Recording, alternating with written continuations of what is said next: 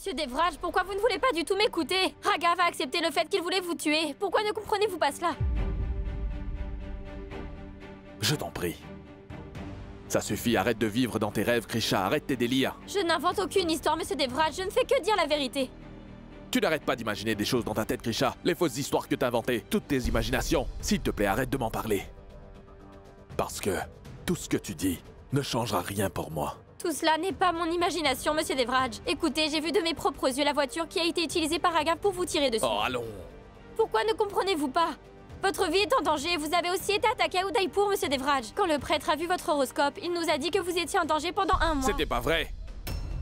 Une imposture. C'est moi qui me suis fait attaquer ce jour-là, Krisha. Et le prêtre a dit tout cela car je lui ai ordonné de le dire. J'ai fait tout cela pour que tu compatisses et que tu acceptes de devenir mon épouse, le plus tôt que possible.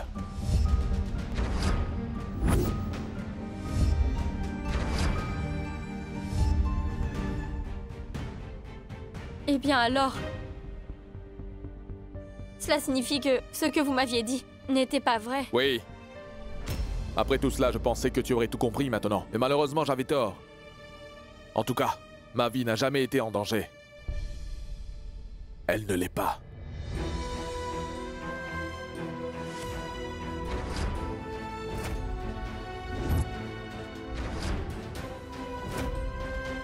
La question que je te pose est différente. Je m'en moque complètement de savoir la raison pourquoi tu as rencontré cet homme. Ou si tu as vraiment pris le chèque de ma tante ou non, je m'en moque. Je veux seulement entendre de toi une seule réponse. Est-ce que tu as essayé de t'échapper d'ici? Oui ou non? Oui! J'essayais de m'échapper de ce palais, Monsieur Devraj. Est-ce que vous croyez vraiment que je vais tout le temps rester ici, même si vous continuez à dire que vous aimez vraiment Maya? Écoutez, vous vous êtes fait vous-même attaquer, vous avez même fait mentir le prêtre, vous avez joué un coup contre moi, vous avez menti afin de m'épouser, et tout cela seulement parce que vous désiriez que je devienne Maya. Oui. Dites-moi, est-ce que vous ne savez pas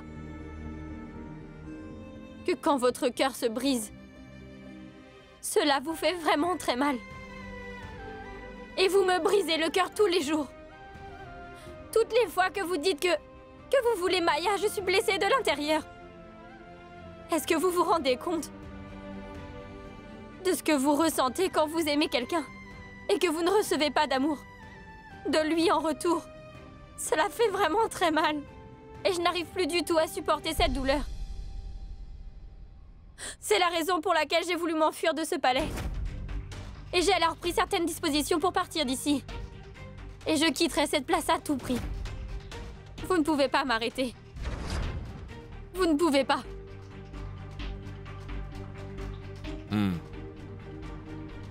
C'est la raison pour laquelle tu as demandé à Yash d'emmener tes parents à Pachmari.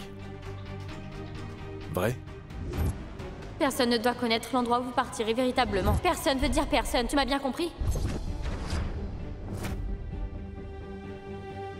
Comment êtes-vous au courant de cela?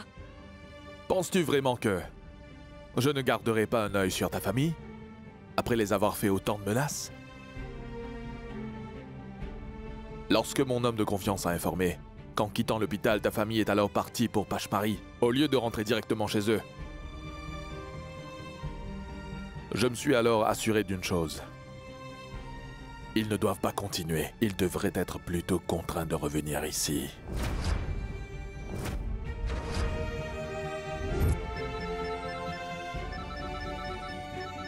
Allez. Tiens, réponds. Vas-y, réponds. Vas-y.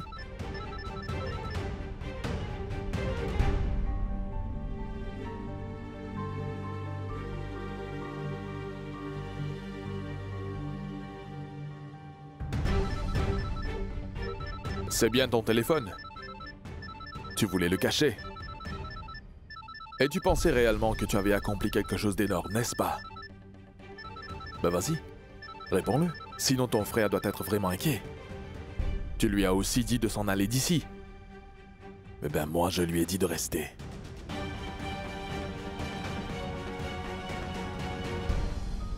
Pourquoi vas-tu créer de la peine à ton père qui est vraiment malade? Pourquoi l'obliges-tu à faire le va-et-vient dans cet état? Maintenant, tu vas répondre à l'appel. Et tu diras exactement « Pardon, faux numéro ». T'as compris? Tu ne peux donc pas partir loin de moi. Ta famille ne peut pas non plus partir.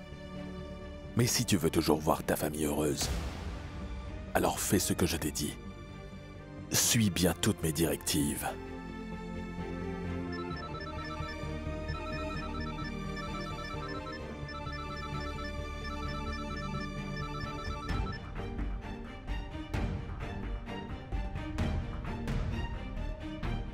Allô? Allô, Krisha?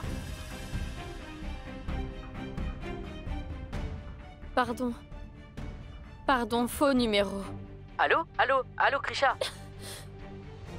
Allô, Krisha? Allô?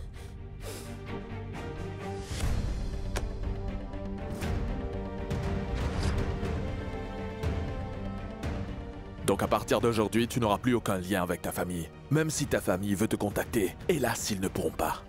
Car Krisha n'était jamais ici. Seule Maya vit ici. D'accord? Maya.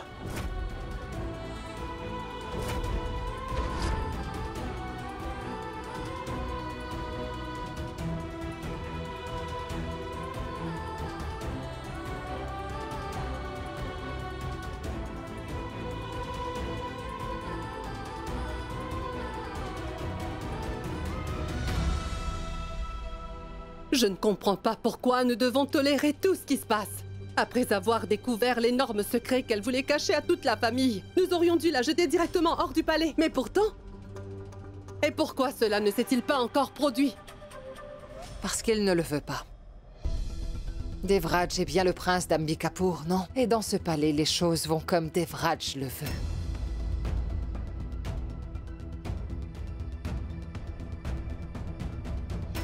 Ce serait bien si aucun de nous ne fait donc aucune intervention. Écoutez un peu. Le saviez-vous que quand un chat se prépare à chasser un pigeon, ce dernier ferme complètement les yeux pour ne rien voir? Il se sent en sécurité comme si le chat était parti. Alors dites-moi, allons-nous tous nous comporter comme des pigeons, en fermant tout bêtement nos yeux pour ne rien voir, et le chat? Tu as le temps, Jaya Lakshmi. Fais quelque chose pour Krisha. Pourquoi est-elle allée rencontrer cet étranger? Et qu'est-ce qu'il lui a dit exactement? Pourquoi? Pour quelle raison? Qu'est-ce qu'elle a dit réellement? On n'a rien à voir avec cela. Cela concerne seulement Dev et Krisha. Et si Dev n'a pas de problème, dites-moi alors pourquoi nous avons un problème. Et pourquoi n'aurions-nous pas de problème? Tu t'en souviens, Jaya, elle a insulté mon fils. Elle l'a accusé d'avoir voulu tuer Devraj. Vraiment? Et tout le monde ici sait tous à quel point ton fils est vraiment un gars super génial. Ton fils n'arrête pas de boire toute la journée. Il se bat avec Devraj pour tout et rien. Ce n'est pas cela. Tout le monde dans cette famille connaît, sans le moindre doute, l'opinion de ton fils Raghav sur le prince de ce palais.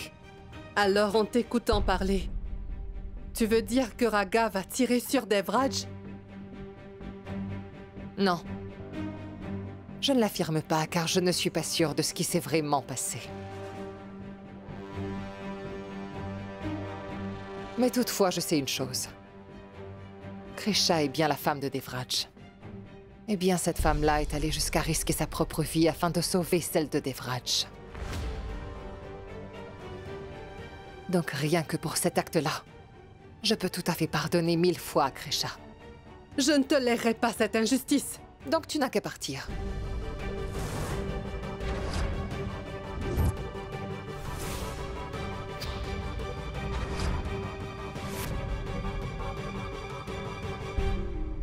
Les portes du palais sont grandes ouvertes, alors tu peux partir quand tu veux. Et en plus, tu es la fille de cette famille. Et les filles ne restent pas longtemps habitées chez leurs parents, n'est-ce pas? Et n'oublie pas que ce n'est pas ta maison. Et est-ce que c'est ta maison? Qu'en est-il de Jaya Lakshmi? Moi, au moins, je suis la fille de cette maison. Mais par contre, toi, Jaya, tu n'es pas de la famille.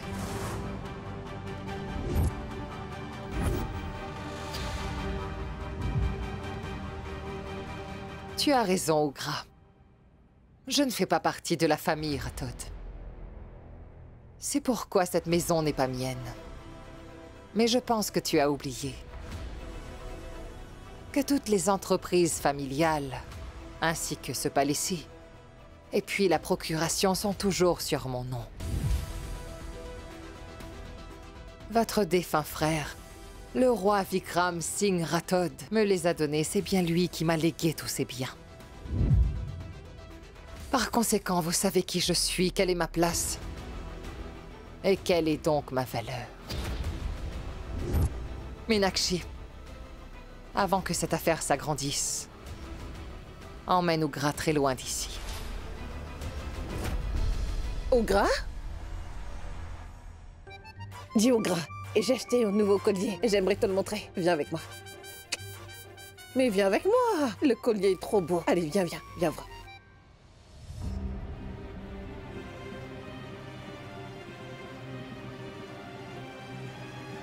Roma, penses-tu que ce que Krisha a dit à propos de Raghav pourrait être vrai? Dis-moi ce que tu en penses.